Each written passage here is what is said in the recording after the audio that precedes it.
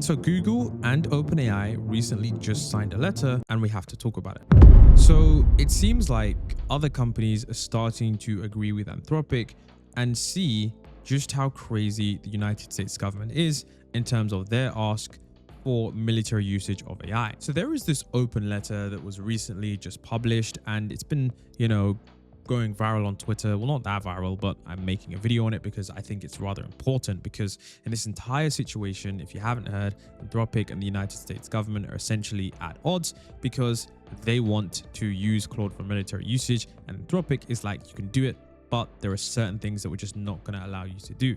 Now, essentially, this open letter here is from Google and OpenAI. You can see it says, "We are the employees of Google and OpenAI, the two of the top AI companies in the world. We hope our leaders will put aside their differences and stand together to continue to refuse the Department of War's current demands for permissions to use our models for mass domestic surveillance and autonomously killing people without human oversight." So remember, this is coming from two of the most powerful AI companies in the world, with the top minds, top researchers, and top talent. And currently, you can see here the signatories. So Google has 209, all of whom which are current employees. OpenAI has 64, which all of whom are current employees. And this is just at the time of recording this video. It's quite likely that as time goes on, more and more individuals are going to be signing these things and they're going to side with what's going on, because I think morally you can understand right from wrong. And if the tech isn't there yet, it doesn't make sense to continue. Now, this is pretty surprising because there were talks ongoing with Google and OpenAI. But of course, when you have the United States government, the Department of War, threatening to invoke the DPA Act, invoke the Defense Production Acts to force Anthropic to serve their model to the military and tailor that model to the military's needs, label the company a supply chain risk, all in retaliation for Anthropic to sticking to their red lines, not allowing models to be used for domestic mass surveillance and autonomously killing people with oversight. That is pretty crazy. Now, remember, if you want to look at where these companies are in terms of the negotiations, OpenAI are, currently still in talks, and it's clear that there's probably going to be maybe some kind of power struggle. So you can see here it says that Grok, Google Gemini, and OpenAI's ChatGPT are all available in the military's unclassified systems, and Google and OpenAI have also been in talks to move over into the space. But it talks about that the Pentagon is moving up these negotiations as it is probably going to sever its relationship with Anthropic. It said one source said the Pentagon had reached out to OpenAI to reignite talks with a new sense of urgency, although the parties were still not close to getting a deal due to the complex issues at play. A second source confirmed the Pentagon's outreach had been accelerating. So it's pretty clear that OpenAI and these other companies, they're starting to talk to them more because they're like, look, we do want to be able to have something good here in terms of technology wise, but if Anthropic are not going to be able to do that for us, then we're going to have to seek other companies. Now, of course, Google are there as well. And what's interesting was it also spoke about the fact that Google are closer than OpenAI. The defense official disputed the characterization of Google as much closer than OpenAI to a deal, saying talks were ongoing with both and the department believes both will sign the agreements. However, administration officials both insist OpenAI and Google will have to agree to the all lawful uses purpose criteria.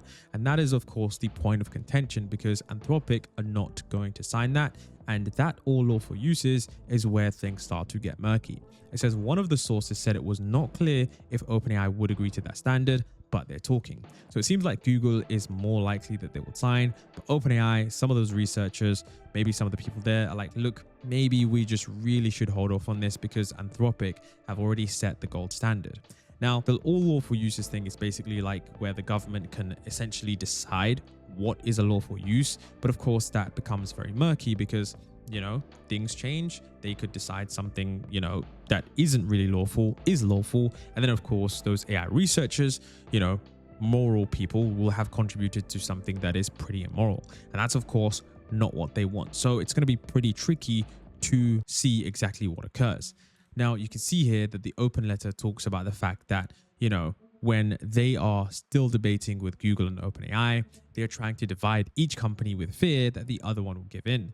And it says that strategy only works if none of us know where the others stand. And it says that this letter serves to create a shared understanding and solidarity in the face of pressure from the Department of War. So you can see here, they're basically saying that, look, we know that what's going to happen is they're going to come to us and they're going to say, look, these other companies are signing on. They are, getting these huge military, budgets. They're getting all of these, certain benefits. Why are you guys not going to sign with us? And of course, you can see the thing here is that they're like, look, all of us companies, a lot of the researchers have been at all of these other companies. A lot of these guys know each other. And they're like, look, okay, you can try and divide and conquer us, but that simply isn't going to work because we are going to band together in this and we are going to put our foot down and say, look, the tech isn't there yet and we simply cannot offer you what you want because it would be reckless and pretty much irresponsible. So when you actually take a look at what is going on here, I think it is pretty remarkable that, these companies have actually decided to band together on this because sometimes, you could argue that sometimes people wouldn't care. They wouldn't really be worried about this. They would just put this on the back burner. But I think, we have to really respect Anthropic because I don't think that if Anthropic had such a value where they were like, look, we are not going to, do this. We are not going to, back down here. Then it would have been a situation where other AI companies may have felt that, okay, maybe this is okay. And I think that is so important that Anthropic have led the charge because now you've got other AI companies that are also going to say, you know what? No, we're not going to be able to do this. We don't have to back down. And even if the worst case scenario happens, maybe the government will realize that we should actually work with those companies rather than actually working against them. Now, what's interesting here, and this is one of the most interesting things, and I don't know what people are going to view about this. I don't know if people care. I don't know if people are just Elon Musk pro to the point that where, if he makes a controversial decision, you don't really care about it. You can see that it says Musk's XAI and Pentagon have actually reached a deal to use Grok in classified systems. So, I mean, this is not completely confirmed when I say this, but it looks like, currently Grok and Elon Musk are going to just sign off on that deal regardless and allow all the full use. Now, of course, some people are going to have controversial opinions. I mean, it's completely up for grabs what you're going to say here. But I think it is a little bit concerning that, XAI, so many people have left. Elon Musk signing this deal with the government, especially when all of this contention is going around. It would have been great if, these companies are actually all sticking together, but it seems that XAI may not be in that same room. So it will be interesting to see how XAI fares. But I think this is probably one of the most important letters because at first, when it was just Anthropic, you have to understand that, okay, it's just one company. Yes, we can use Gemini. Yes, we can use Google. But now when you have two of the top AI companies in the world that are saying, look, we are not going to stand by and just let you guys do this. We have to stick by these values. I think this is actually going to make the Department of War consider what they are requesting, because if they do this draconian thing where they enable them a security risk and then they do impose those restrictions where they have to, force Anthropic to hand over their systems, or maybe even if they say, look, Google and OpenAI, we're going to force you guys to do it too, that is going to be a pretty horrific scenario. And one of the key things I spoke about in the previous video was the fact that even if they do decide to invoke that act, okay, that forces these companies to hand stuff over, it will not go well because those individuals working at those companies may not want to work there anymore. And those AI systems, we already know that they may sandbag those operations and how they're going to be internally. AI systems are extremely complex, and it's going to be really interesting to see how this entire situation does pan out. So genuinely, this is probably one of the most interesting times because either Anthropic is going to get forced into a situation where they have to hand over Claude, and I don't know how Anthropic are going to deal with that. They probably might have to go to court. It's going to be a whole mess. It's probably going to slow down the rate of production, which wouldn't be, of course, good. Or maybe all of these three companies are going to sign this thing together and they're going to say, look, all three of us are not going to budge on this. And the government is going to have to just say, look, maybe your requests aren't that crazy. Maybe we can just work together to actually find out how we can actually get the systems to a point where they're good enough to not create real issues where innocent lives get killed. I think that is not that much of a crazy scenario. I mean, the situation just seems to get blown out of proportion because the government are just not backing down. Now, something I also found that was pretty interesting was Jeff Dean, who is a chief scientist at Google DeepMind, was on Twitter talking about the fact that he also signed a letter in 2018. I've signed this letter in 2018. It's about autonomous weapons, and I think you should read it again because my position hasn't changed. And so you can see the letter here. It says lethal autonomous weapons pledge. Artificial intelligence is poised to play an increasing role in military systems. There is an urgent opportunity and a necessity for citizens, policymakers, and leaders to distinguish between acceptable and unacceptable uses in AI. And in this light, we, the undersigned, agree that the decision to take a human life should never be delegated to a machine.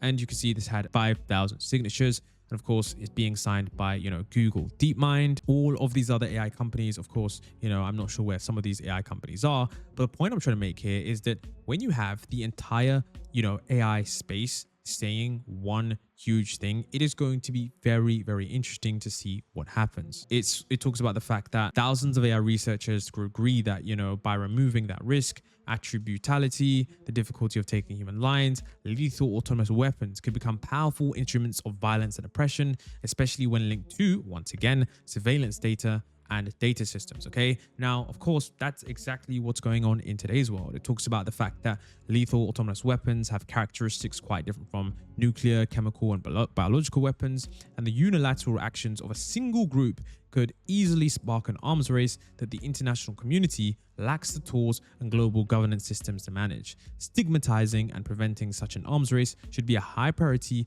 for national and global security. So remember, this is what is being said in 2018. And literally 8 years later, here we are again, and Anthropic are like, look, we are not about to sign off on this. We are not about to do this. And when you start to realize that, I don't think it's that much of a crazy ask. You can see it says that we opt to and hold ourselves to a high standard, and we will neither participate in nor support the development of the manufacture, trade, or use of lethal autonomous weapons. And we ask that technology companies and organizations, as well as leaders, policymakers, and other individuals join us in this pledge. So, I mean, here is the clear state. I think it's clear that all of these researchers, people are working on it. I mean, all of these companies that were, here, and of course, you can go down the list. It's a bunch of people were, talking about this for quite some time. So it isn't some new phenomenon. And I think it's going to be so interesting to see how the discourse is, because on one side, the only legitimate claim that they have is that their foreign adversaries may just be blazingly move ahead and just deploy these autonomous weapon systems and mass surveillance for whatever reasons, and maybe the United States is left behind. But of course, you do have to get to a point where those systems are genuinely good, to the point where human lives are just never at stake. I would love to know your thoughts about this. You've been watching the AI Grid, and I'll see you guys in the next one.